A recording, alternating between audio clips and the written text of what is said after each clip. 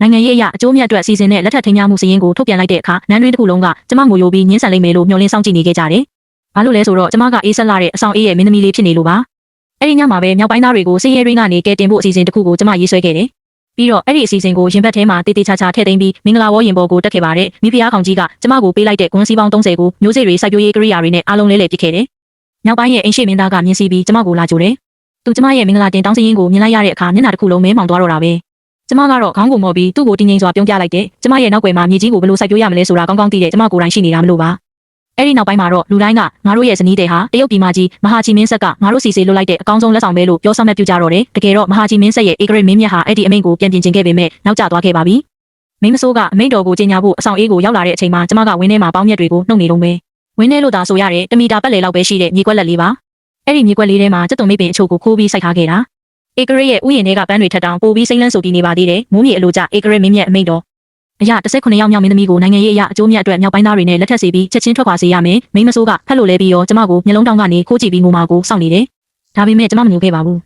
းလက်ကရှုံတွေကိုကောင်းဝင်မှာတုတ်လိုက်ပြီးမတ်တက်ရက်ကခမဲတော်ရဲ့သမီးတော်အမိန့်တော်ကိုနာခံပါတယ်လို့ပြောလိုက်တယ်မိန်းမဆိုးကများစွန်သွားတော့တာပဲနန်းတွင်းတစ်ခုလုံးကအဆောင်အေးကဒီမင်းသမီးလေးငိုယိုပြီးမသွားဘူးလို့ညှင်းဆန်တာကိုပဲမြင်ချင်နေခဲ့ကြတာဒါပေမဲ့ကျမကတော့ဒီအကြောင်းကိုလွန်ခဲ့တဲ့ရက်ပေါင်းများစွာကတည်းကသိနေခဲ့ပြီးသားပါမိဖုရားခေါင်ကြီးကနန်းတွင်းထဲမှာအဝတ်လျှော်တဲ့မိန်းမကမွေးတဲ့သမီးကမြောက်ပိုင်းသားတွေနဲ့လက်ထပ်ခွင့်ရတာဘဝပေါင်းများစွာပါရမီဖြည့်ခဲ့ရင်တော့မရနိုင်တဲ့ကံကောင်းခြင်းပဲဆိုပြီးကောလာဟာလာတွေထန့်ထားခဲ့တာလေကျမကတော့ဒါကိုတကယ်ပဲကံကောင်းခြင်းလို့မြင်ပါတယ်အဆောင်အေးမှာနေရတာဘာကောင်းလို့လဲနွေရာသီဆိုတိုးစော်နှံနေတဲ့ထမင်းနဲ့တရက်ကိုနှစ်ပဲစားရတယ်ကျမအထဲမှာနေလာတာစကားပြောခေါ်တော့မရှိဘူးမြောက်ပိုင်းကဘလောက်ပဲဆိုဒီနေရာထပ်ပိုဆိုးနိုင်ပါဦးမလားမင်းသမီးဒါကတင်တောင်းစင်းရင်ပါဆိုပြီးမိမဆိုးကစက်ကူတရွက်ကမ်းပေးတယ်ကျမယူကြည့်ပြီးရေတောင်ရေကျင်သွားတယ်ဂွန်းစီပေါင်း30တဲ့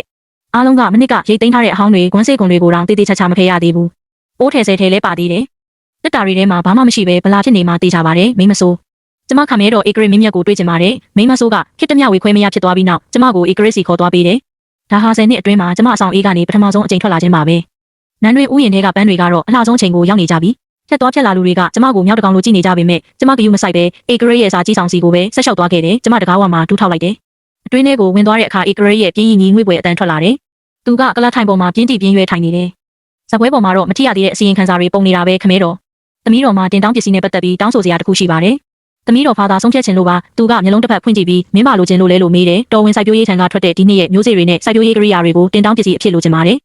်ပြီးတော့စာအုပ်အချို့လည်းငှားသွားချင်ပါတယ်ဘာစာအုပ်တွေလဲတော်ဝင်ဆရာကြီးရဲ့စာအုပ်စင်ပေါ်မှာရှိတဲ့စိုက်ပျိုးရေးစာအုပ်တွေပါဧကရစ်ကအံ့ဩသွားပြီးမှပြုံးလိုက်တယ်မင်းကမင်းသမီးတစ်ပါးဖြစ်ပြီးစိုက်ပျိုးရေးစာအုပ်တွေကိုဘာလို့မလို့လဲစိုက်ပျိုးဖို့အတွက်ပါလို့ကျမပြန်ဖြေလိုက်တယ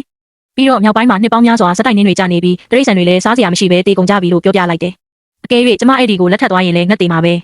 ဒါကြောင့်စိုက်ပျိုးဖို့မျိုးစေ့တွေယူသွားတာကပိုကောင်းပါလိမ့်မယ်သူကကျမကိုအကြာကြီးစိုက်ကြည့်နေပြီးမှလက်ဝဲရမ်းပြလိုက်တယ်မင်းသဘောအတိုင်းသာလို့တော့အဲ့ဒီလိုနဲ့ကျမမျိုးစေ့တွေကိုရခဲ့ပြီးဂွန်းစီ30နဲ့လဲလှယ်လိုက်တယ်ဂျုံမျိုးစေ့ပဲမျိုးစေ့နဲ့ဟင်းသီးဟင်းရွက်မျိုးစေ့တွေအပြင်ပေါက်ပြား10ချောင်းထွန်း30ခုစိုက်ပျိုးရေးအတက်ပညာစာအုပ်3အုပ်နဲ့ပိုးစာပင်စိုက်ပျိုးခြင်းနဲ့ပိုးမွေးမြူခြင်းဆိုင်ရာအချင်းချုပ်စာအုပ်နဲ့အုပ်ကိုရခဲ့ပါတယ်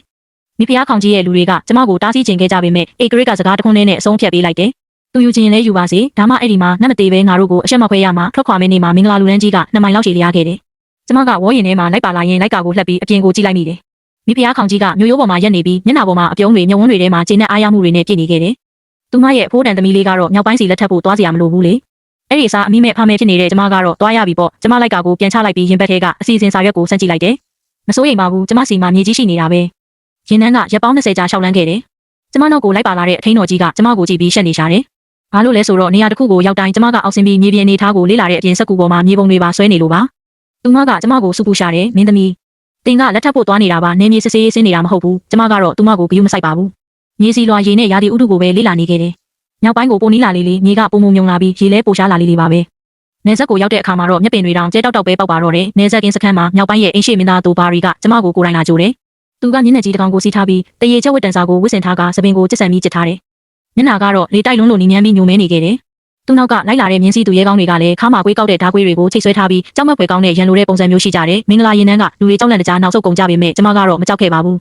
းသူကမြင်းပေါ်ကနေဖြတ်ခနဲခုန်ဆင်းပြီးဝေါ်ရင်နာကိုရှောက်လာကတင်တောင်းပစ္စည်းစရင်ကိုတောင်းဖို့လက်ကမ်းလိုက်တယ်အထင်းတော်ကြီးကကတုံကရင်နဲ့ကမ်းပေးလိုက်တာပေါ့သူကစရင်ကိုဖွင့်ကြည့်လိုက်တာနဲ့မျက်နှာကလုံးဝပြတ်သွားတော့တယ်နောက်စာမျက်နှာတစ်ခုကိုလှန်လိုက်တဲ့အခါသူ့မျက်ခုံးတွေတွန့်ချိုးသွားတယ်နောက်ဆုံးစာမျက်နှာကိုလည်းရောက်ရောသူကစရင်ကိုမြေကြီးပေါ်လွှင့်ပစ်လိုက်ပါတော့တယ်ဒါပဲလားသူ့အတန်ကမိုးချင်းတန်လိုထွက်ပေါ်လာတယ်အထင်းတော်ကြီးခမများကြောက်လန့်တကြားတူထောက်ကျသွားရှာတယ်ကျမကတော့ဝေါ်ရင်ရဲ့လိုက်ကာကိုလှက်ပြီးအပြင်ကိုထွက်လိုက်တယ်သူကကျမထက်ကောင်းတစ်လုံးစာမကပိုမြင့်ပြီးကျမရှေ့မှာမတက်ရက်နေတာတတိုင်းကြီးတစ်ခုလိုပါပဲကျမတည်ငြိမ်စွာနဲ့ပြောလိုက်တယ်နောက်ွယ်မှာနောက်ထပ်ရှိပါသေးတယ် ကျမကိုယ်တိုင်မြေကြီးကိုဘယ်လိုစိုက်ပျိုးရမလဲဆိုတာသိတာပါပဲသူကမြေကြီးပေါ်ကစကူပုံကိုငုံကြည့်ပြီးစာရွက်တွေကိုလှမ်းတော့ကြည့်ရှုတယ်သူမျက်နှာကမင်းနေရာကနေနေရဲလာပြီးနေရဲနေရာကနေပြနှမ်းသွားတော့တယ်စိုက်ပျိုးမယ်ဟုတ်လားမြောက်ပိုင်းမှာဆောင်းတွင်းဆိုရင်အနှုတ်30ဒီဂရီအထိအေးပြီးမျက်တောင်မပေါက်ဘူးဆိုတာမင်းသိရဲ့လားတိတာပေါ်ဆိုပြီးကျမအစီအစဉ်ရဲ့တတိယစာမျက်နှာကိုလှမ်းပြလိုက်တယ်ဒါကြောင့်မလို့ကျမတို့ဖန်လုံအိမ်တွေဆောက်ရမယ်ရေမြောင်းတွေတူးပြီးအပူပေးစနစ်တွေလုပ်ရမယ်ဒီမှာကျမ3နှစ်စာစီမံကိန်းကိုရေးထားတယ်ဒါကိုဘာသာပြန်ပေးနိုင်မယ့်လူကိုရှာလိုက်ပါသူကကျမကိုအယူတယောက်လိုမျိုးအကြာကြီးစိုက်ကြည့်နေခဲ့တယ်သူကြည့်ကြောင်ကျမစိတ်မသက်မသာဖြစ်မိပေမဲ့လည်းနှလုံးချင်းမလွဲခဲ့ပါဘူးနောက်ဆုံးတော့သူကအဲ့ဒီအစီအစဉ်စာရွက်ကိုသူ့ရင်ဘက်ထဲထည့်သိမ်းလိုက်ပြီးမြင်းပေါ်ကိုဖြတ်ခနဲပြန်တက်သွားတယ်သွားဆိုဘဲကိုလည်းဘရင်စခန်းစီကိုကျမဝေါ်ရင်နဲ့ပြန်ဝင်ဖို့လှည့်ပြင်းမှာသူကလမ်းអော်တယ်ဝေါ်ရင်ပေါ်မတက်နဲ့မြင်းပေါ်တက်ကျမမြင်းမစီးတတ်ဘူးသူကမျက်မှောင်ကျုပ်လိုက်ပြီးလက်ကိုဆန့်ကကျမကိုမြင်းပေါ်ကိုအတင်းဆွဲတင်လိုက်တယ်ကျမကသူ့ရှိမှထိုင်နေရပြီးကျမရဲ့ကြောပြင်ကသူ့ရဲ့ရင်ဘက်နဲ့ကပ်နေခဲ့တယ်သူ့ရင်ဘက်ကတန်မဏိလိုမှကြောနေတာပဲလေကပြင်းထန်တိုက်ခတ်နေပြီးတဲတွေကိုလွင့်ပြန်စီကကျမမျက်နှာကိုလာရိုက်ခတ်တယ်သူကအော်ဟစ်မောင်းနှင်ပြီးကျမကတော့လည်းမကြအောင်သူ့လက်မောင်းကိုအတင်းဆွဲကင်ထားမိလို့သူ့အသားထဲလက်သေးတွေစိုက်ဝင်ကုန်တယ်ဒါပေမဲ့သူကညှိတွားခြင်းမရှိခဲ့ပါဘူးသူနောက်လဲကြည့်လိုက်တော့မင်္ဂလာရင်နှန်းကလူတွေညီသက်စွာကြံခဲ့တာကိုမြင်ရတယ်အထင်းတော်ကြီးရဲ့မျက်နှာကတော့စက်ကူလိုဖြူရော်နေခဲ့ပြီးကျမရဲ့မိတယ်ကျမအဆောင်အေးမှာ16နှလုံးလုံးနေလာခဲ့တာမြောက်ပိုင်းကဘလောက်ပဲဆိုးဆိုးပါအေးလဲတိုဘာရီရဲ့မြင်းကအလွန်တရာမြန်ဆန်စွာပြေးလွှားနေခဲ့တယ်လေတွေကကျမပါဆက်ထဲဝင်လာလို့ကျမအော်ပြောလိုက်ရတယ်ရှင်ရလေပိုင်းဒေတာစကားကိုပြောတက်လာနည်းနည်းဒါဆိုအစီအစဉ်ထဲမှာဖက်လိုက်တာကိုနားလေလို့လားသူကိတ္တမြတိတ်ဆိတ်သွားပြီးမှနားမလဲဘူးလို့ပြန်ပြေတယ်ဒါဆိုပါလို့လှန်တော့ကြည့်နေတာလဲဟန်ဆောင်တာကျမမာရဲလဲရဲချင်းဦးလဲရမိတော့တယ်ဒီလူကတော်တော်လေးရရပြီးစိတ်ဝင်စားဖို့ကောင်းတာပဲဘရင်စခန်းကိုရောက်တဲ့အခါကျမှတကယ်စီရဲမွေးတေမှုကဘာလဲဆိုတာကိုကျမသိလိုက်ရတော့တယ်တိုဘာရီကကျမအတွက်ပြင်ဆင်ပေးထားတဲ့တဲကအကောင်းဆုံးလို့ပြောပေမဲ့တကယ်တော့ဆောင်းဟောင်းကြီးတစ်ထည်နဲ့အုပ်ထားတဲ့အယိုးပြူတဲအိမ်လေးတစ်ခုမျှသာဖြစ်ပြီးနေရာအနှံ့ကနေလေတွေတိုးဝင်နေခဲ့တယ်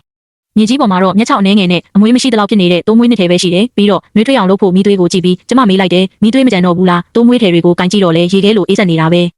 ရှင်းစီမှာနွားချေးချောက်တွေရှိလားသူကြောင်သွားပြီးရှိတယ်လို့ဖြေတယ်ဒါဆိုချင်းတောင်းတစ်လုံးသွားယူခဲ့သူနွားချေးချောက်တွေသွားရှာနေတော့မှပဲကျမတဲတဲကပစ္စည်းတွေကိုအနှဲငယ်စီစဉ်လိုက်တယ်အိုးလည်းမရှိဘူးပဲစားဖို့ခွက်တစ်ခုခုသွားရှာချေပြီးတော့ကျမတို့စီမှာထင်းမရှိဘူးမလားနွားချေးချောက်တွေကလည်းမီးရှို့လို့ရတာပါပဲ